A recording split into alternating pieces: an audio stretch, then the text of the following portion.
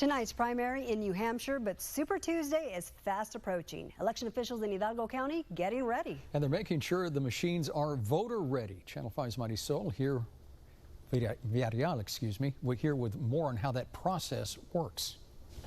Yeah, that's right, Oscar and Dina. All of the machines are first set to 0 total ballots before any election period. Then they're taken to a polling location in a locked cage.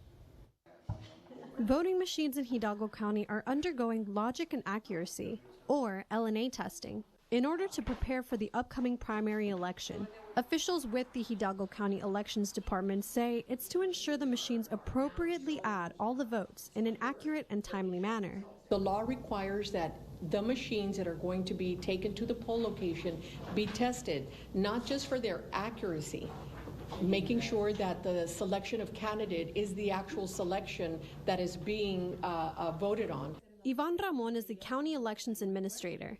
She says that when they bought these new voting machines 2 years ago, there haven't been any problems. Melissa Alvarez, one of the county election division managers, says the machines are locked and stored in cages. The machines are not internet-based connections, so therefore there is no hack.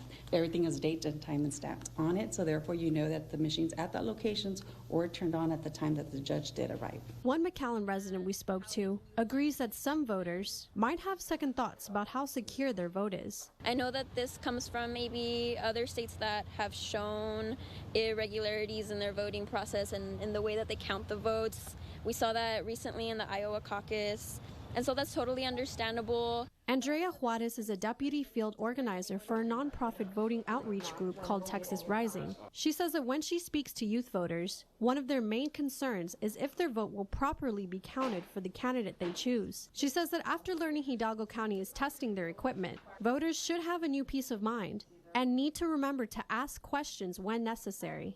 But I hope that this doesn't discourage anyone from going out and actually voting.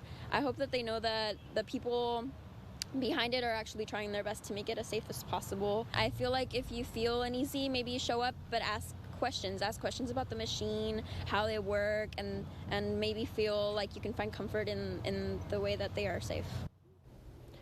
And Ramon also wants voters to know that the situation that happened in Iowa last week, where it took 3 days for all of the votes to be reported, is not a possibility for Hidalgo County. She says the Iowa caucus issues were mostly due to the use of a mobile app to report results. She says Hidalgo County uses voting equipment that is certified on a federal level. In the studio, Marisol Villarreal, Channel 5 News at 6.